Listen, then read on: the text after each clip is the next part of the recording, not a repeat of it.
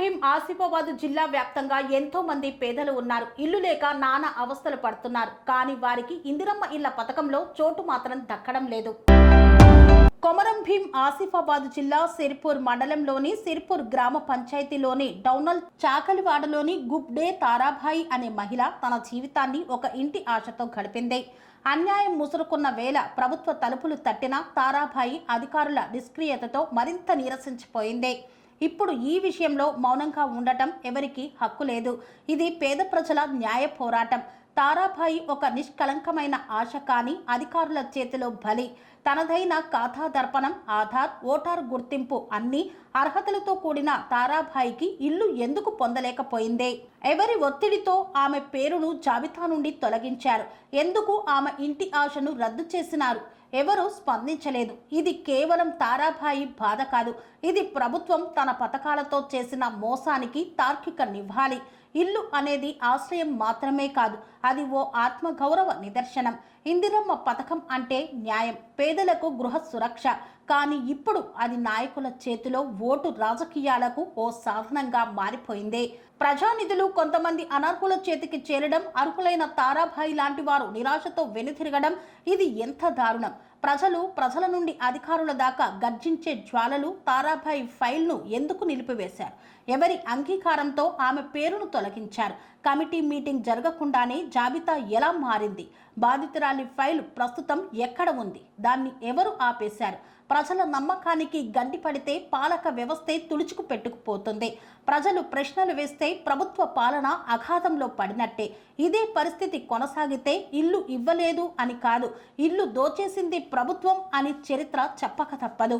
గుబ్డే తారాభాయికి తక్షణమే ఇల్లు మంజూరు చేయాలి.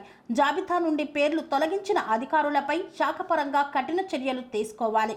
మండల స్థాయిలో నిర్దిష్టంగా కమిటీ మీటింగ్ నిర్వహించి విచారణ జరిపి నివేదికను జిల్లా కలెక్టర్కు సమర్పించాలి.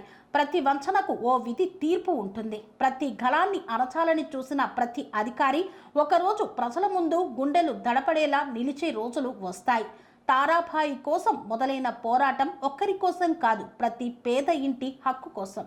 పేరేంటి? ఇందిరమ్మ ఇల్లు కోసం దరఖాస్తు చేసుకున్నారా మీరు? దరఖాస్తు చేసుకుంటే ఇల్లు వచ్చిందా?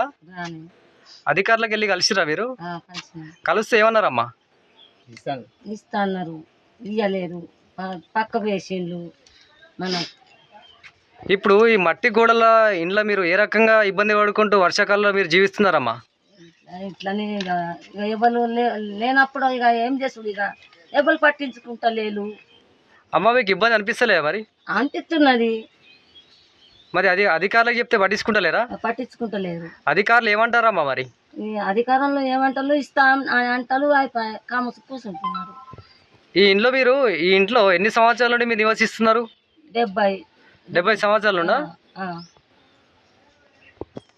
అమ్మ, వర్షాకాలంలో వర్షపు నీళ్ళు ఇళ్లలో వస్తే మీరు ఏ రకంగా జీవిస్తున్నారమ్మా? వంట ఇక్కడ నీళ్ళు వస్తున్నాయి, వంటకు మాకు ఇబ్బంది అవుతున్నది. మాకు జాగా లేదు. అమ్మ, వంట ఎక్కడ వండుకుంటారు మరి వర్షాకాలంలో? మట్టి పొయ్యిలా నీళ్ళు వస్తే ఎట్లా వండుకుంటారు అంటున్నా? అదే అట్లనే వండుకుంటున్నాం, ఇబ్బంది పడి వేసుకుంటా. సెరెనిటీ మోడల్ హై స్కూల్ విద్యార్థులకు అమ్మఒడి, సామాన్యులకు అందుబాటులో ఉన్న బడి సెరెనిటీ.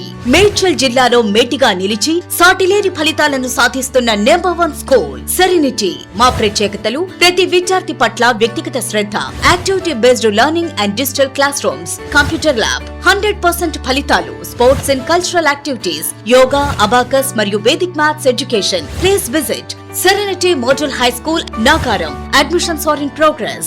Call 040-271-46899 and 040-271-48699.